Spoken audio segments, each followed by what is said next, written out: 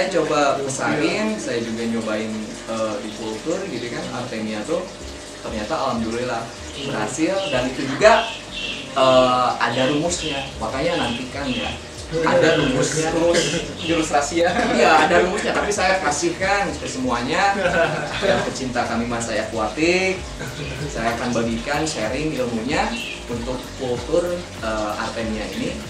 Dengan hati aja, pokoknya sepikan ya rumusnya kayak gimana. Guys, tadi kan Aaron udah janjiin mau ngasih rumus, tapi sebelumnya makan dulu cemilannya ya. Apa ya sih ya? Makan cat food, bawa cat food ya? Aduh jauh-jauh datang dari Arab, aduh dikasih makanan kucing. Kan ini makanan enak juga. Oh yang kayak gini nanti ada ya? Untuk apa ya? Oh ini ada fungsinya. Fungsinya? Ada manfaatnya. Oke. Kan dimakan. So kita. Jadi simak terus ya videonya sampai akhir. Nah, untuk tadi kan Aaron udah bilang nih ada rumusnya. Sekarang kan kita bakal ngebahas, tadi udah punya makna udah. Yang ini yang penasaran banget nih, saya nih ya, Artemia kok bisa ini gitu kan. Nah, ngomong-ngomong Artemia itu sendiri apa sih ya? Bisa dijelasin? Jadi Artemia tuh sama juga sih, sama seperti Yamaka. Dia tuh jenis plankton, kayak jenis udang-udang ini. Tapi dia hidupnya nggak di air tawar. Dia hidupnya di air asin. Tapi air asin bukan laut ya. Bukan laut. Dia hidupnya tuh di danau, tapi danau air asin. Oh, emang ada ya danau air asin? Ada. Oh. Mungkin dulunya ada nenek-nenek atau sepasang orang terkasih Nangis di danau. Itu legenda kuno lah guys, ilmu lah guys. Nah jadi nggak bahas danau. Nah terus itu gimana? Jadi danau asin ya itu. Hidupnya tuh di danau asin. Makanannya juga hampir sama. Macam iya Sama yang air hijau enggak? sama juga. Oh sama. Tapi lebih bagus sih makanannya tuh kayak Daphnia juga, yang air hijaunya tuh yang salmoni. Maksudnya yang salmoni itu yang phytoplanktonnya tuh yang kayak spirulina, chlorella, gitu kan. Ternyata spirulina chlorella juga ada hidup di air asin. Oh ada jenis Ada juga. Kan ada air tawar, ada air asin, ada juga. Kenapa makanya pakai sel murni itu? Maksudnya dengan skala lab lah. Jadi ada juga tuh orang-orang kayak komunitas forum dia tuh yang khusus budidaya alga gitu, budidaya phytoplankton. Oh ada itu ya? Ada juga, ada yang warna hijau, ada warna merah gitu. Tapi saya ya lebih bagus sih kita tahu juga Banyaknya untuk ini apa? Kosmetik sih banyaknya kayak gitu. Untuk suplemen kesehatan makan gitu. Ternyata untuk pakan ini juga bisa. Selain itu apa lagi? Tapi yang salmoni ya, yang masih hidup, yang berupa yang masih hijau dan cairan gitu, bukan. Kan ada juga yang spirulina yang udah bubuk. Nah, itu sebenarnya bisa juga, tapi dicampur sama probiotik itu yang dengan cara fermentasi itu. Kalau bisa proses lagi ya. Berarti nggak langsung ditabur dikasih ya bisa. Iya. Gitu ya. Sebenarnya bisa juga. Bisa. Tapi lebih bagus kandungannya tuh nanti nutrisinya tuh bakal bagus buat ini tuh, buat apa si Artemia tuh. Oh gitu. Terus pakannya apa lagi tuh? Ada Pakan. pakan murahnya nggak? Pakan tadi kan Iya. Sebenarnya kan kalau pakai spirulina mahal katanya. Iya. Spirulina kan mahal. Sebenarnya ada juga yang pakan Cuma murah. budget. Ini rahasia banget ya sebenarnya. Kalau gitu jangan dibahas kalau nanti. Saya bakal bongkar sih. Saya bakal bongkar. Jadi dibongkar ya guys ya. Sebenarnya pakai susu bisa. Susu itu susu apa? Bubuk. Tapi takarannya jangan kebanyakan, jangan misalkan tempat segini 1 sendok 2 sendok itu membuat susu sendiri kan buat ngemil. Iya, makanya kita tuh harus sesuaikan lah. Kalau misalnya ini macam gini ya, jadi si susunya tuh cairin dulu pakai air hangat supaya larut kayak gitu, nanti udah nunggu dingin 1 tetes, Cuma 1 tetes. cukup 1 tetes. Kalau susu mesti beli katanya ke warung. Ada yang lebih murah. Apa tuh? Apa sih? Pakai ragi. Ragi. Iya. Ragi Permipan tuh. Itu kan murah Yang buat paling. tempe. Buat bikin roti. Oh. Iya bisa. Tempe. Enggak. Bukan yang itu. Bukan, beda lagi itu kan raginya yang kotak-kotak Iya, itu. iya. Ini yang sebuk, yang vermipan itu. Oh, yang untuk floating bank itu. Nah, yang gitu. Nah, itu cuman dikasih air udah satu tetes, dua tetes sehari sekali, jangan kebanyakan. Nanti hidup. Saya Jadi udah itu pernah, mah. udah pernah pakai ragi, hidup juga. Hidup. Tapi kalau ini bisa gede kayak gini, Oke, ini berapa bulan ini? Atau berapa lama? ini tuh sebenarnya anakan dari indukan. Pertama kan saya netesin nih dari telur kan, udah gitu besar. Dia tuh udah besar kan beranak. Iya. Aduh, panjang banget kalau dibahas soalnya dia tuh itu Silsilahnya. kan bisa bertelur, Sampai 10 season ya? bisa beranak juga gitu. Iya. Makanya telur kalau bertelur itu kan banyak lah yang jualan gitu kan, produk-produk yang udah dikemas telurnya terus diperjualbelikan. Ternyata saya pengen tahu telurnya kayak gimana, ternyata dia langsung beranak seukuran pas netesin, kita netesin terus seperti Artemia. itu. Seperti itu ya. Iya. Dapnya makna juga sebenarnya bertelur Sama kayak gitu juga? sama kayak Artemia.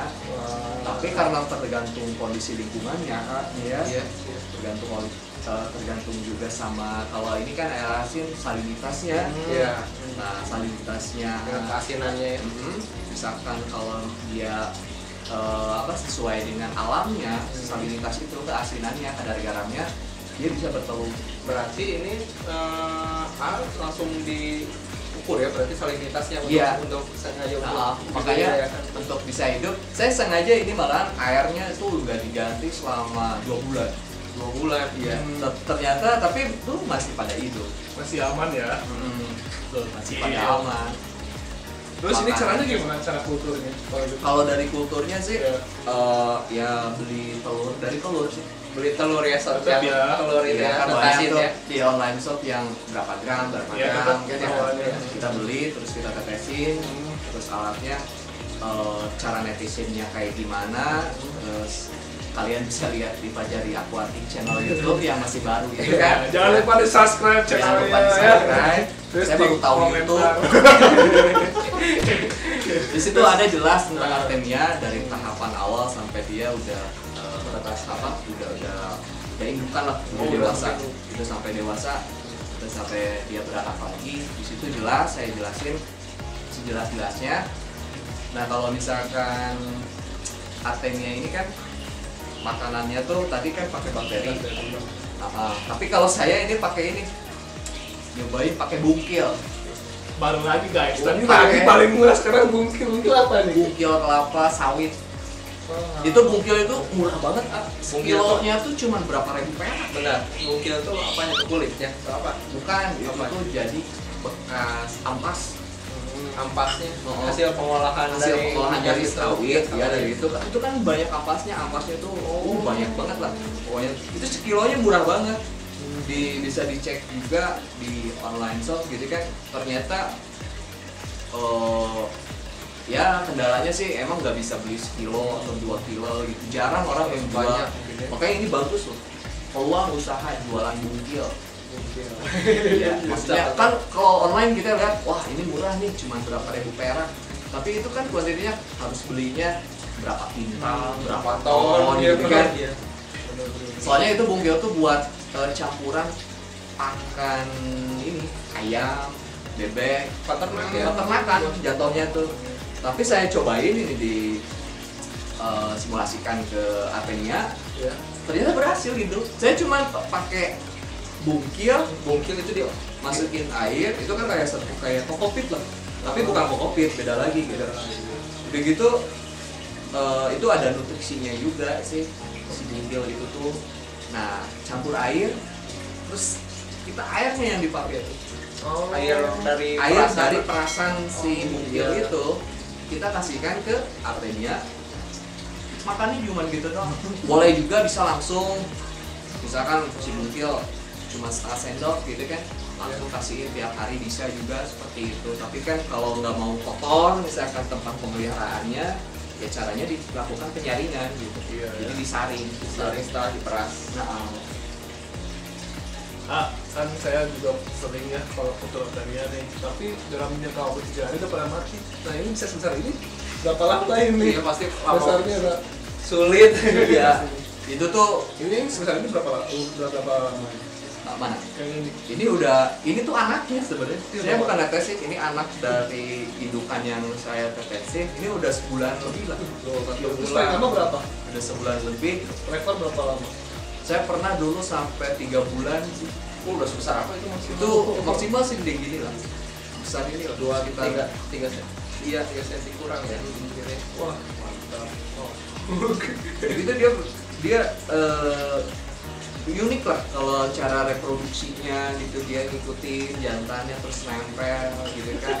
Wah, untuk jantan betinanya gimana? Itu ngebedainnya ya kelihatan sih kalau betina tuh dia bawa ini ya kantong telur gitu. Kayak udang ya, ada sedok. Iya, kayak gitu lagi. Ya namanya juga udang. Oh iya. Terus tai kan namanya juga masih keluarga-keluarga kan. Ngebedainnya itu doang. Nanti diikutin sama jantannya, nempel aja. Iya, gitu ya. Sama gitu. Oke, untuk tips selanjutnya buat budidaya aten ini gimana? Ada lagi nggak? Ada sih sebenarnya ini rumus. Masih rumus yang keberapa nih? Rumus rahasia. Mau dibongkar sekarang apa nanti aja? Boleh. Boleh sekarang? Oh, boleh sekarang. Boleh. Atau mau di video selanjutnya boleh? Ya udahlah nggak apa-apa. Mumpung ada masternya di sini. Sebenarnya rumusnya tuh misalkan kalau dari salinitas kan itu cara ngukurnya tuh harus pakai alat kan ya. Ada alat ukur salinitas itu Iya, kan. iya.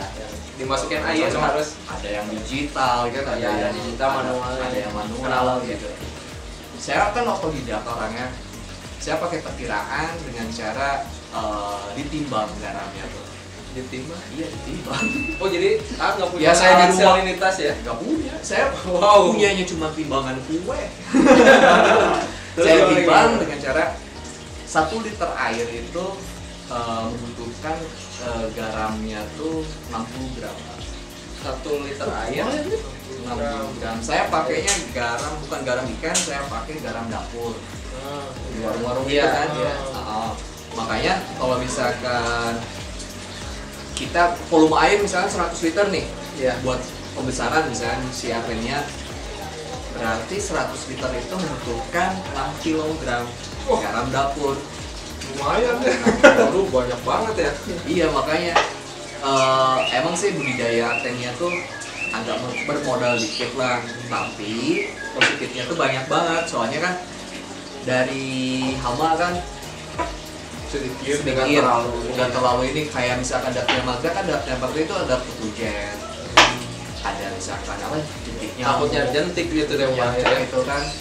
Makanya kalau atennya tuh bebas dari hama sebenarnya tuh. Mungkin karena airnya ya asin juga ya, nggak ada yang bisa adaptasi di. Ya, nggak bakalan, soalnya kan airnya asin gitu kan, mana mau sih nyamuk itu kan hinggap di air asin, dia nggak bakalan bertelur kan. Iya, Pak. Hinggapnya di jendela. Hinggapnya di jendela. Oh iya, bukan nyamuk. Oke, ada lagi nggak rumusnya?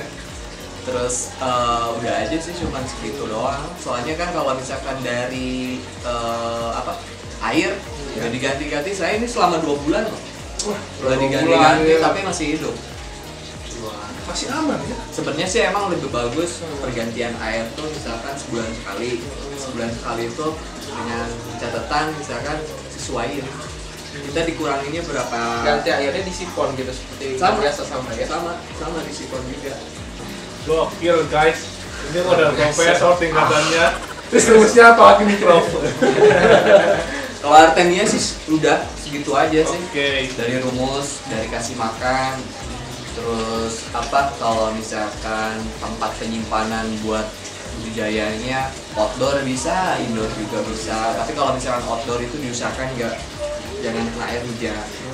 Soalnya kan kalau kena air hujan nanti salinitasnya berkurang. Pasti ya, air tawar itu Air tawar masuk itu kan. turun salinitas. Hujan, becek, gak ada ojek. Oke, Irwan, tadi ini belum nih, lupa kelewat gak dijelasin. Ini apa sebenarnya ini? Ini juga sama. Brownies ya? Sama hitam-hitam gini. Ini apa beda? Ini juga sama. Ini pakan hidup juga. Ini pakan hidup yang disebut cacing grindawong. Grindal, Ya, wow. grindawong, Cacing ya. Cacing kayak cacing tanah gitu ya. Jadi Beda apa? sih, Beda apa? beda. Sebenarnya kan cacing itu banyak ya, mulai dari jenis. cacing tanah, itu cacing tanah juga kan makanan Pakan juga pakan ya. juga kan, pakan ikan hidup juga kayak misalnya kayak ikan lohan kan, Betul ya. terus kayak cacing darah. Sebenarnya cacing darah itu juga kan itu bukan cacing sebenarnya, itu tuh kan serangga gitu kan. Oh iya Itu benar. kan serangga, Larva ya. larva gitu. Terus ada cacing sutra, yang biasa banyak lah diperjualbelikan gitu ya, Iya. sebagai penggiat ikan hias. Kita apalagi juga sering gitu ya. pakai itu untuk pembesaran Ya, lebih cepat. pembesaran, soalnya kan tingkat lemaknya Lemak tuh tinggi. kandungannya tinggi banget gitu kalau cacing sutra tuh. Nah, kenapa saya ketiga ini milih Grindawong? Ternyata kandungan proteinnya tuh si Grindawong ini tuh lebih tinggi daripada Daphnia magna atau Artemia. Kandungannya tuh tinggi kalau ini tuh. Kalau lemaknya Kalau lemaknya malahan low dia tuh. Dia padahal tuh cacing low. ya, dengan cacing sutra kan sama-sama cacing. Cacing gitu kan. Cuma Tapi beda. Dia proteinnya lebih tinggi. Nah, kalau ini makanannya. Saya kira ini cemilan. Ini cemilan. Jadi makanannya untuk si Grindawong ini Ya. ini ya simpelnya. Iya, ini cuma oh, lele. Buat pasar jakan. ini Maaf guys. ini cat food, makanan dari pakai makanan anjing juga bisa. Bisa. Pakai yang off gitu kan, yang Ngaruh nggak ke suaranya nanti Juga. pas udah dikasih makan? Oh, bisa juga ngaruh. Tapi miang gitu. Si cacingnya bisa. Kalau anjing bersuaranya dong. Nah, bisa pakai cat food nih. Terus cara pembeliannya gimana? Yang pemberiannya yang bisa saya lakukan, ini ambil terus rendam ke air, nanti airnya nanti Basah ya? lembab, Oh, supaya lembek. bekas kalau di Sunda. Ya, bekas gitu kan. Bekas, udah gitu nanti kita masukkan ke tempat pemeliharaan Grindawong ini, Ya. nanti dimakan sama cacingnya. Itu dikerubutin gitu ya. Nah, dikerubutin sama koloninya. Nah, untuk proses kulturnya susah nggak nih? Iya. Kalau untuk budidaya sih terbilang gampang, simpel juga. Tapi yang nggak gampangnya tuh agak ribet sih, bukan nggak gampang, yang agak ribetnya tuh dari pemberian untuk ke ikan gitu. Jadi si cacing ini tuh nanti kan dikasih ke ikan, ke larva atau misalkan ke indukan ikan-ikan kecil gitu kan, agak ribet gitu. Kalau misalkan untuk kulturnya tuh kita sediakan tempat atau wadah, mau sebesar apapun, Tupperware kayak gitu ya. Tupperware gitu. Kalau bisa ini tempatnya tuh pakai seal gitu, Biar kedap. udara. Tapi Enggak juga ya. Enggak. Ada lubang lihat di Iya, sini. di sini saya kasih lubang, soalnya kalau bener-bener udara nggak masuk, ya cacing mati juga gitu, nggak ada oksigen kan. Iya. Makanya saya kasih lubang, terus Itu saya apa itu? dikasih ini alat penutup, Kayak ram gitu ya. kayak Penutup. gitu. Lebih bagus sih, lebih padat. Fungsinya selain ventilasi apa itu? ini buat misalkan hama nggak masuk gitu. Hama? Ada hama ya? Ada hama juga, biasanya kan ada semut merah tuh yang kecil-kecil. Ada juga yang lalat buah tuh. Ya, yang Itu kecil. bisa masuk juga, bisa makan ini ya. Nanti dia hidup juga di sini gitu. Nanti jadi beli ratung ya di dalam ya. Nah, saya juga pernah dulu nggak ditutup, Ya. ininya lupa nggak ditutup, ternyata lalat masuk.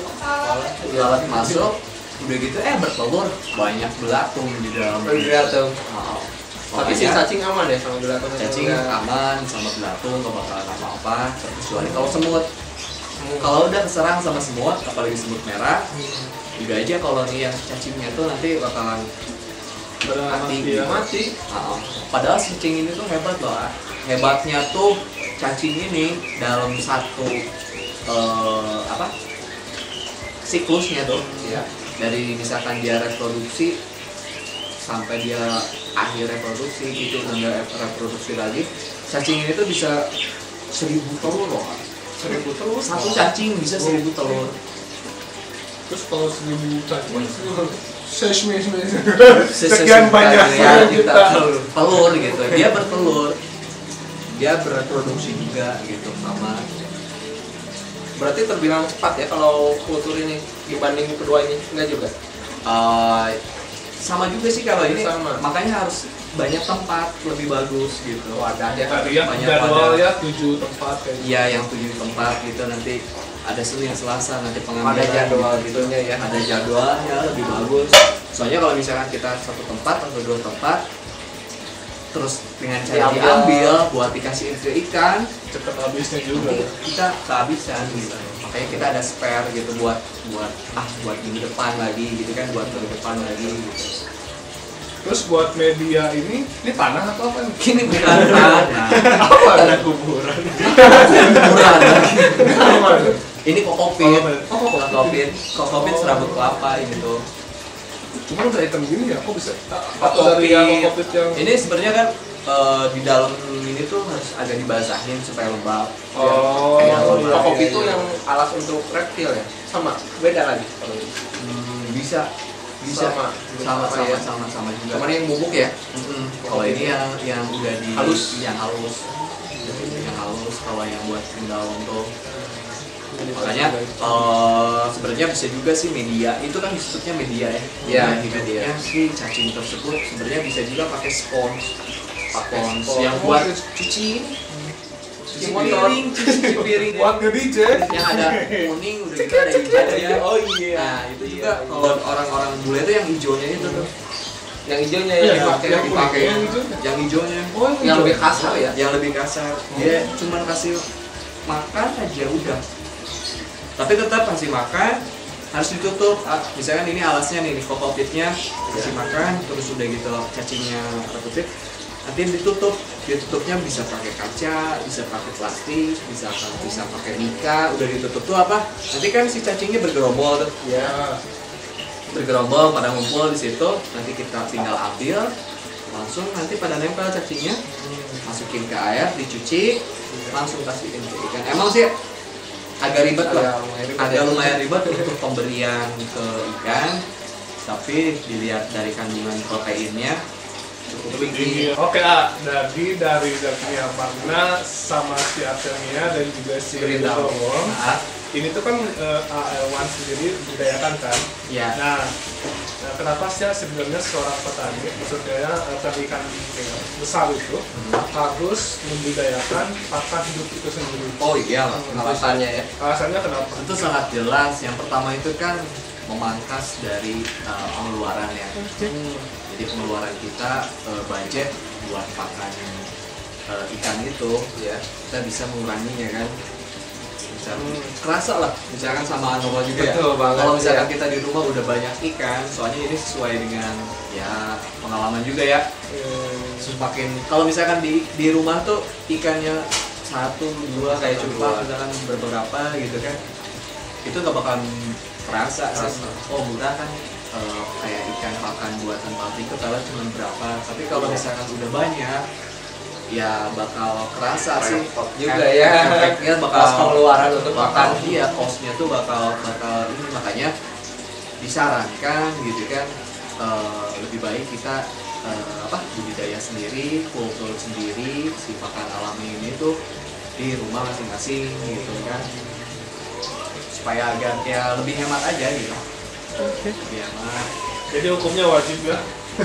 Kalau menurut saya sih ya Wajib pasti. Harus buat sendirilah, tercukupi untuk makan untuk sendiri. Jadi kalian bisa buat teman-temannya buat modal lagi bisa, atau bisa buat punya cuma lagi. ya bisa. Oke. Nah, Airwan, Ya, ada saran nih buat teman-teman di rumah? buat yang budidaya atau yang mau mulai budidaya gitu ikan. Seperti apa? Khususnya untuk pakan ini juga. Iya.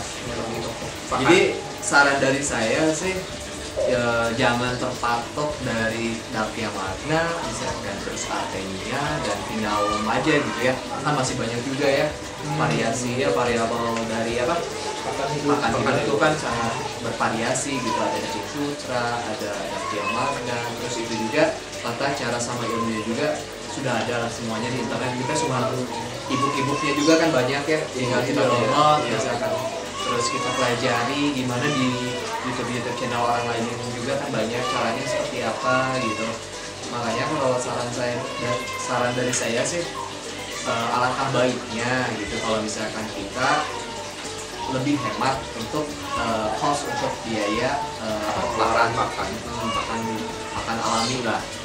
soalnya kerasa juga meskipun ikan tersebut misalkan pakai pakan buatan gitu ya, kayak pelet lah ya, tapi otomatis kalau misalkan larva itu butuh yang namanya pakan alami gitu. Rata-rata setiap ikan jenis apapun gitu pasti butuh, makanya sangat ini makanya ini kalau misalkan kayak Artemia deh, ini peluang sangat besar sekali gitu, apalagi kalau misalkan udah keilmuan dari yang telur itu. Oh iya. Ini kalau dikembangin ini wah Luar biasa bener. Sebenarnya kan banyak petani-petani garam di Indonesia tuh kan banyak banget. Apa salahnya kalau petani garam itu tuh sampingannya ke budaya Artemia gitu kan? Itu padahal wah peluangnya sangat luar biasa gitu. Jadi ya kita tuh nggak selalu impor lah masalah telur Artemia, minimal gitu kan. Sebenarnya ini wah cakupannya luas banget kalau Artemia. Ini ya lumayan lah kalau misalkan digali terus Artemia tuh. Kita impor juga nggak murah loh itu, Pak. Miliaran rupiah gitu kan untuk ngedatangin telur itu tuh dari yang Great Salt itu yang Danau Whale. Kita impor ke Indonesia dengan cara, apalagi kalau misalkan kita ngandelin petani itu biar bisa ekspor kan juara gitu. Iya, bisa menghasilkan telur yang untuk saset itu ya, dalam bentuk saset yang di kapsul gitu kan. Iya. Jadi ini bagus juga buat pendapatan orang-orang Indonesia ya. Iya, makanya. Mungkin segitu aja ya dari kita, ada Erwan juga, dan kita akhiri saja. Udah 5 jam kita ngobrol-ngobrol di sini tadi. Masa waktunya, dan ya semoga videonya semuanya bermanfaat buat kalian. Jangan lupa di subscribe juga untuk channelnya Erwan juga. Apa? Iya, channel saya Fajari Aquatic, ya mohon supportnya juga karena channel saya itu masih baru, saya baru kenal sama dunia YouTube juga, makanya alhamdulillah dikenalin sama ini Alfa, makanya mohon subscribe sama bisa juga, gitu ya. Bisa juga ke teman-teman kalian bahwa di situ banyak informasi yang bakal Erwan kasih ke kalian. Amin. Dan juga jangan lupa ya subscribe juga channel kita ya. Betul. Mantap. Di share dan juga dikasih tahu ke teman-teman. Oke, kesempatan kita nggak banyak, langsung aja kita akhiri. Jangan lupa terus berkarya. Dadah. Assalamualaikum warahmatullahi wabarakatuh.